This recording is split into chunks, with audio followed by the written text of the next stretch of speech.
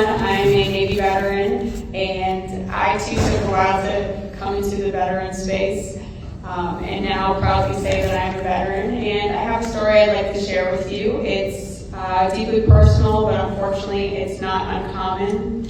So when I first checked into my A school training command after boot camp, there was an ongoing sexual assault case. A male Navy sailor had been accused of assaulting a female airman. But the talk in the barracks wasn't about concern for her. It was gossip. People said she was lying, that she was making the military look bad. I was brand new, and that moment really set the tone for me, for how women who came forward were treated. So when I was sexually assaulted by a trusted fellow Navy sailor not long after, it wasn't a surprise that I didn't feel safe reporting it. I saw what happened to women who spoke up. I hadn't even been in a year, and I didn't want to ruin my career. I kept it to myself, and I turned to alcohol to manage the anxiety and pain. It became my escape. A year later, a friend called me. She said the same man who assaulted me had raped her the night before. So now I wasn't just living with the trauma of what had happened to me, but I was carrying the guilt that by staying silent, I hadn't protected her.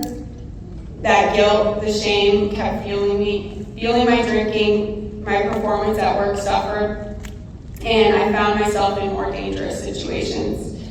For me and for many others, military sexual trauma becomes a cycle, and the research backs that up. Survivors of MST are more likely to struggle with substance use, PTSD, depression, and they are at a greater risk for being re-victimized.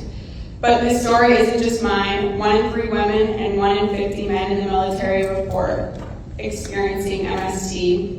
And yet MST is still widely misunderstood. People often think of it as just rape, but MST also includes harassment, repeated unwanted sexual comments, advances, or behavior, all taking place in a setting that's supposed to be professional and safe.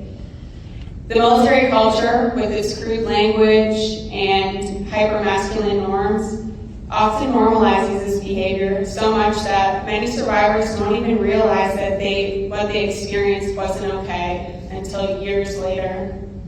That's why we need to give survivors time to process, time to unlearn and to heal, and we must never question when someone comes forward. Healing is not linear. But the culture is changing, and I'm glad to be a part of that.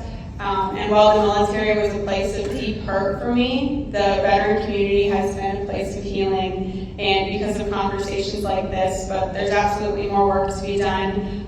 Too many survivors are met with red tape, indifference, and providers who aren't trained in trauma-informed care. MST survivors deserve consistent, compassionate support, no matter where they live, how long it's been since they've served, or whether they've ever filed a report. Issues I face today include access to specialized MST providers, including those outside the traditional VA system, having to relive my trauma just to prove it happened over and over. I've probably had to tell my story to the VA about 11 times in the past 5 years, and each time that takes away from my family because I'm just not well the next few days. Struggling with healing and not wanting to pass on my mental health issues to my children, and continue trial of therapy and medications, as well as battling substance abuse. Thank you for listening to my story. I know this wasn't easy to hear, especially as my parents are in the audience, but I hope you take something from it, something that might help you recognize a survivor, advocate for change, or simply hold space for someone when they need it most. Because sometimes just listening, truly listening, is what can save a life. Thank you. I will pass this on to